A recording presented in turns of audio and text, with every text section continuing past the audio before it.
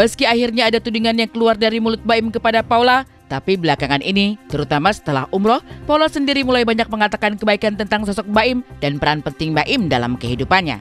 Teringat kisah 6 tahun lalu, sebelum keduanya saling kenal, Baim ternyata adalah sosok yang menjadi jawaban atas doa-doa Paula Verhoeven. Doanya itu aku sampai tulis detail.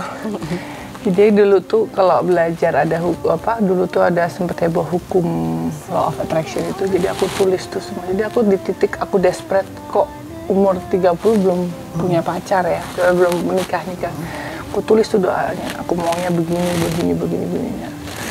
Nah, setiap doa aku sebutin tuh, setiap aku doa gitu, alhamdulillah dapet lah gitu sosok seorang Baim itu. Sambil berdoa juga sih saya, karena aku juga kadang-kadang nggak tahu kapan itu menjadi kayak he's the one gitu. Aku terus berdoa itu istikharah apa segala macam. Nah Allah mengarahkannya itu malahan mengarahkannya makin dekat gitu. Jadi ya udah berarti itu jawabannya. Kalau dibilang kemantapan apa yang aku hadepin tuh saat itu ya aku ngerasa saat itu Baim di titik yang dia lagi berproses belajar agama dan aku butuh itu saat itu gitu. Dan menurut aku dia seorang imam yang baik gitu, bisa ngimamin aku gitu.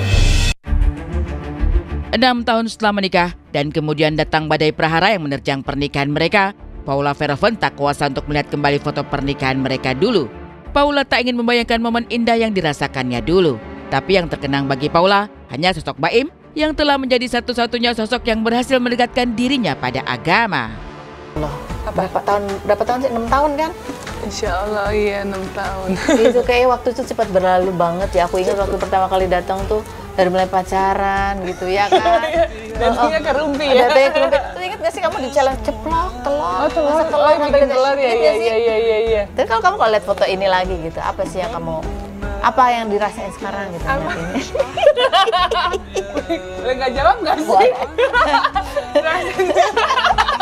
Kalau melihat foto itu sebenarnya aku sih maksudnya ya aku ngelihat bahwa ya perjalanan kita sih aku ya sosok Baim ini menurut aku sangat berarti lah ya. Maksudnya kayak ya aku tuh kalau berdoa bersyukur ada diperkenalkan Baim dalam hidup aku. Kenapa? Karena itu kayak aku berdoa aku pengen punya sosok yang bisa imamin aku. Alhamdulillah dapet saat itu. Terus yang bertanggung jawab, maksudnya yang bekerja keras gitu, dapet juga di doa aku yang aku bilang aku list itu segala macam itu. Nah, dari kisah pernikahannya dengan Baim, Paula pun bercermin pada banyak pelajaran hidup.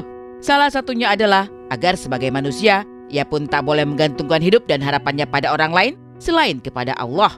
Sebab jika manusia hanya bergantung pada manusia, maka hanya kekecewaanlah yang ditemukan.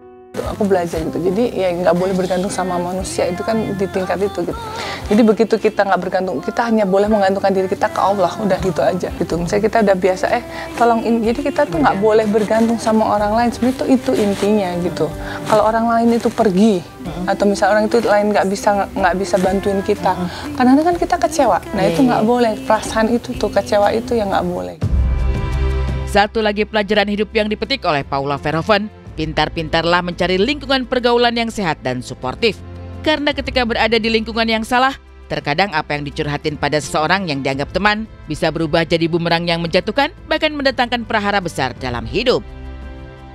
Karena lingkungan itu pengaruh. Kalau lingkungan kita ngompor atau lingkungan kita yang ini, otomatis kitanya juga nggak adem. Jadi aku juga ngerasain kalau kita misalnya curhat sama orang atau kita minta pandangan orang, tapi kalau hati kita jadi kayak makin emosi, panas, ya udah stop, jangan ngomong sama orang itu gitu. Tapi kalau kita ngobrol sama orang, tapi justru orang itu justru menenangkan hati kita, itulah yang harus kita cari lingkungan seperti itu. Masing-masing orang tentunya punya cara yang berbeda dalam melihat masalah dan menyikapi masalah tersebut. Ada juga misalnya contohnya Baim, dia lebih senang atau lebih lebih suka untuk menceritakan apa adanya tanpa disaring, sedangkan Paula lebih senang untuk mengingat yang baik-baiknya aja dibandingkan yang jelek-jeleknya aja gitu. Betul sekali, tapi apapun itu bisa kelihatan ya karakter Paula yang selalu adem ayam, apalagi sudah mualaf seperti itu, jadi pengorbanannya cukup luar biasa besar dan kita harus appreciate itu. Ditambah lagi ada selentingan loh yang bilang di luar sana kalau mereka nggak akan cerai gitu. Oh gitu, mudah-mudahan saja amin ya, bukan kita cuma aminin selentingan aja. Mudah-mudahan kita doakan aja amin yang terbaik untuk rumah tangga ini.